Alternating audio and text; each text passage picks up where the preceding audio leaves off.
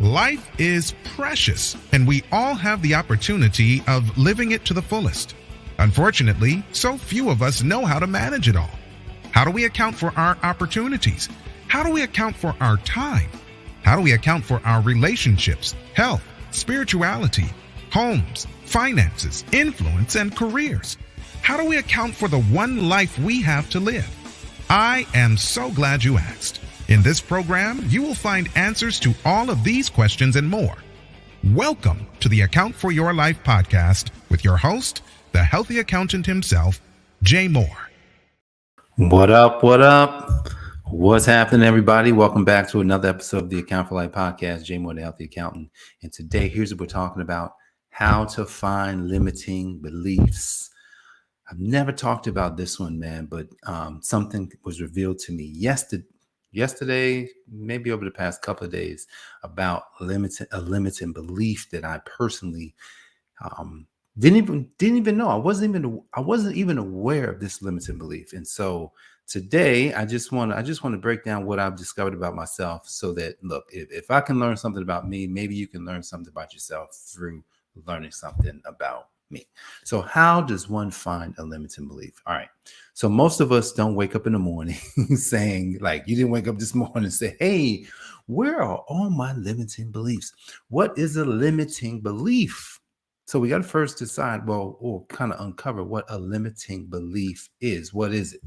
Well, a limiting belief is a belief that limits us for something that we probably want to do. So say you wanted to, start a business, then there may be a belief that you're holding on to that business is risky, right? So because if I believe deep down inside that business is risky, then I'm probably not going to want to start a business. And even if I do start a business, I may not be successful because I'm holding on to something that I'm totally unaware about. So we're talking about today is limiting beliefs, and how I discovered one that I've been holding on to for a long time. And so how I'm going to explain this is just kind of going through different types of limited beliefs. And so the first one we just talked about was what? We were talking about, starting a business, and business is risky. Most people may have a belief around that. Then if we look further into business, here's a good one. Man, I don't like selling. I've talked to so many people, me included. At one point, I did not want to go into business. I did not want to do anything related to sales because I thought sales was yucky. I thought sales wasn't fun. I was like, oh, I don't have to do that. I don't want to have to do cold calling. I don't want to have to do that. I just much rather be an accountant.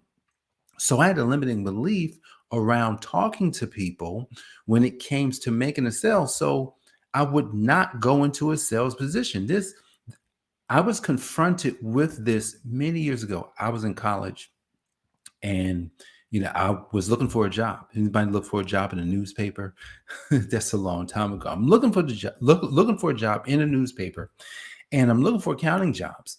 And the accounting jobs all required all this experience. But then I got to sales, and you needed no experience. And it was like page after page, like full pages, like, get this sales job. I was like, no, I don't want a sales job. I want an accounting job, right? But what I was holding on to was a limiting belief that sales was bad or sales was risky, and you didn't want to go into that because salespeople cheat. Yeah, I had a limiting belief around that. So even starting the business, I had to get over that. Let's look at some other limiting beliefs. Limiting beliefs on just, hey, let's look at health. There's a lot of limiting beliefs around health because what happens is, I know I've had this belief. Well, I didn't eat that much, right? I'm not sure if I ate that much, so I should be losing weight. Well, but it doesn't matter. It's like, well, it's all scientific. So I had a belief that just because it didn't feel like I ate a lot, that I should still lose weight or I should still build muscle. And what I've discovered is that you probably won't lose weight, and you definitely won't grow muscle when your nutrition is off.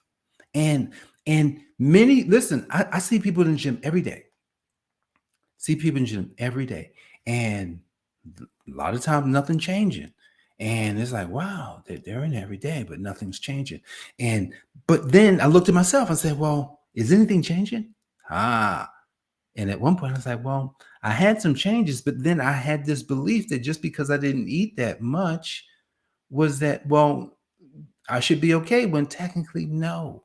So that belief, I'm holding on to a belief about my health that was totally false, that was holding me back.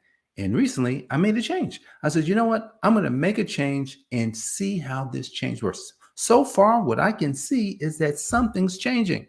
Something is definitely changing. So, hey, what's going on, Mark?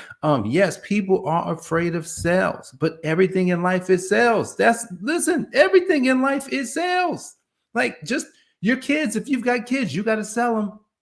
If you got a wife or you got a husband, you got to sell them. Everything. Look, every idea that we have, we are literally selling. So, what other kind of limiting beliefs are out there? Oh, there's so many.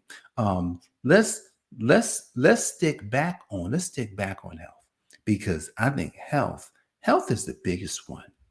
Let's think about this. When we we go into the supermarket, and we may say, well, there's nothing, well, I don't want to get, these types of items, right? It could be the organic. It could be, oh, well, if I eat too much red meat, which I've heard this a lot. If I eat too much red meat, then it's just going to clog me up and mess me up. Do you know that that's false?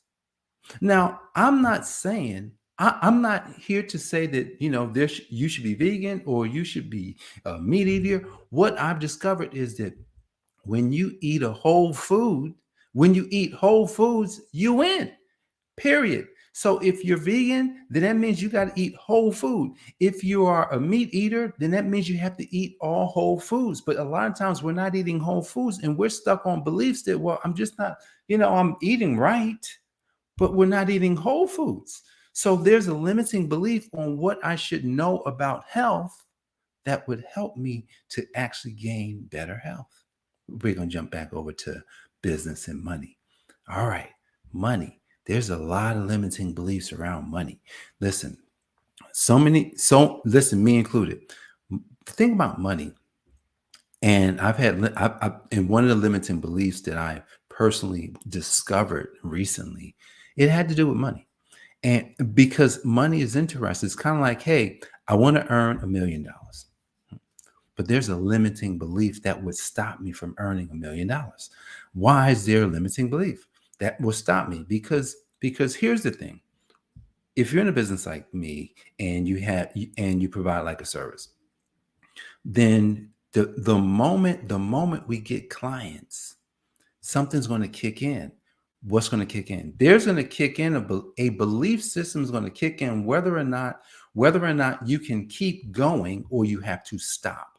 So in our business, you're supposed to always market, you're supposed to always sell. But no, I can't market and sell anymore because now I have all these clients. I have to stop now. The limiting belief is you should have created a system and hired somebody, which is funny. I was just talking to my partner, Shauna, and we were talking about how we both never did that. We both didn't have a system in place. So we had a limiting belief that we should just go and do it. Well, you know what? It's going to take longer for this person to do it. So let me go and do it. It's kind of like, hey, if I'm doing tax preparation for the past 20 years, let me just go ahead and do it. Let me get somebody else to do it. So there's a limiting belief that I had been holding on to that was holding me in 10 jobs when I should have had 10 employees. And I'm the owner. I'm the founder. So the limiting beliefs that I found recently, it was around money. But it was deeper than money. It wasn't just money. It was around almost like status. Now, money and status go together. And it was kind of like how I associated myself with money and status. And I was like, and when I finally saw it, I was just like, wait a second. I've been choosing, not because I wanted to choose it, but because something in me made me choosing to not associate myself on on this, like almost like it's like you don't have to tell the world that you're the best at something. You just be the best. Now, I'm not saying that was my thing, but what I am saying is that you can associate yourself and say, you know what, I'm the best in the world, but I don't have to be the best in the world and say just and then be able to say, well, I'm better than that person. No, I'm the best at being me. And because I'm the best at being me, I can stand with anybody. It doesn't matter because I'm the best at being me. There's no competition where I stand. And I had a chance to look at a bunch of circumstances around my life, around my business, and I realized that I wasn't standing as tall as I needed to stand. I wasn't treating myself as if, wait a second, that's where I'm supposed to be. That's who I am. I was acquiescing, almost like, I'm probably not ready. Man, I looked at this and I saw a timeline of many things that I didn't step into because for some reason I thought I wasn't ready. I said, why did I say I wasn't ready? I said I wasn't ready. It wasn't that someone told me I was ready, because there were people who encouraged me on some things that said I was ready, but then I told myself I wasn't ready. And when I found this limiting belief recently, something kind of came up and it just glared at me. I said, wow, this is interesting. I said, but here's the thing. So how does one find a limiting belief and then change? It's a choice. It's just a choice now. What does that mean? That means that I have to choose. Like once you find it, then no one's going to fight you. No one's going to fight you to tell you that you have to do it. No one's going to fight you to tell you that, man, if you don't do it, then you're going to lose the game or you're going to lose the business. No one's going to do that. Then that's when I have to say, not you, because I'm actually talking about me. This is actually a coaching call for myself right now. Oh man, I just have to make a choice. I make the choice that says that this is what I desire. And because I desire, whether I feel uncomfortable or not, I'm just going to go that way. I'm just going to be that person. I'm just going to be me, and I'm going to be me in spite of anything that could have ever held me back. So listen, finding limits and beliefs. The thing about finding a limiting belief, when you do find it, you make a choice. Now it's make a choice. I recently heard someone saying that choice is one of our powers. Think about this. God gave us choice.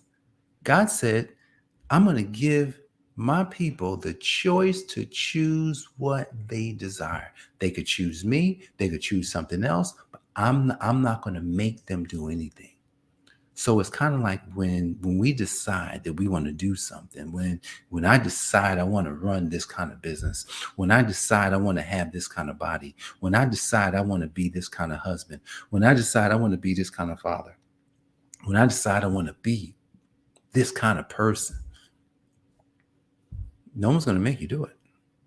Now it's just a choice. And so how does that work? It's the moment you become aware. This is super important. I talked about awareness a couple of days ago. The moment we become aware, that's the moment. It's almost like now I'm aware of this particular limiting belief that I had. Oh, okay. So every time an opportunity comes, I get a choice. Now I get to step forward. Now I get to step forward. Now I get to step forward. I won't step backward. So once that limiting belief is found, then it's your choice. Then it's my choice. Now the awareness is there. So that it's kind of like, if I eat the wrong things, I'm totally aware of what I'm eating. Like these days, I'm totally aware. So if I eat a chocolate morsel, I'm aware that I ate that chocolate morsel and I chose to eat it. You see how that works? It's kind of like if I choose not to do the work, then that's my choice. But here's the thing. A year from now, when I look back, well, why didn't I do it? Well, you had a limited belief. Your limited belief was that you didn't believe you was ready. You didn't believe you was the person. You didn't believe that thing was for you. That was the belief that you was holding on to. That was the belief that I held on to for many years. So once you do find that limiting belief, then that's when all we do now is say, I'm aware of it. Now let me make the right choice. Even though it's going to be hard, even though it's going to feel weird, but it's make the right choice. And that's how we find the limiting belief. And then we crush it by making a choice.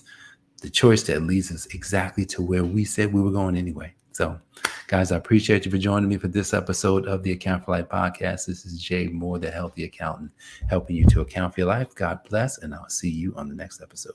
Peace. For joining us, listening friends. We are so glad you invested this time with us.